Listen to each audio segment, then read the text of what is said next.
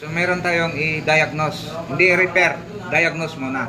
Samsung na microwave oven. So hindi ko pa natanong yung may-ari nito, kakilala natin yung may-ari nito kung anong issue. So i-diagnose lang na muna natin. So may power siya. And then yan. Uy! SA or 5A error.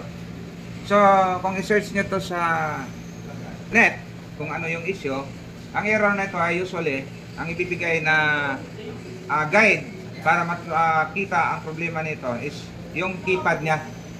So, madumi na yung keypad niya or meron nang nag-short, kaya nangyari, nag-issue error. So, paano ba natin mapatunayan na yan talagang issue?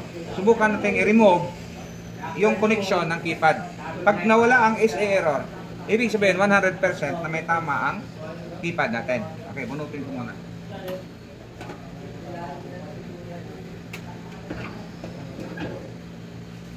Okay, sak-sak.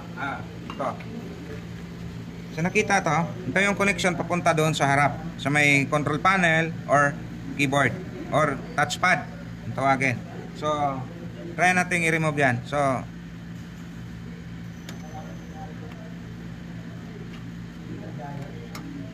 alisin nyo lang yung, hugutin lang o hilain lang yung ipit nya para mahila mo siya. Ayan. So, yan, remove na natin. Problema kasi yan, carbon to eh. Kaya pag may naputol, hirap na ikabit. Okay. Try natin. So, nag-loading. Ayan na. Hindi na siya nag-issue error. Kaya lang, hindi mo na magagamit to. Hindi mo na mapipindot.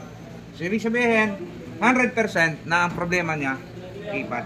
So, hindi ko alam kung may nabibili nito or try natin na gawa ng remedyo, gamitan natin ng eraser pagka tuminaw na. Okay, so, ang ginawa natin is diagnosing the problem.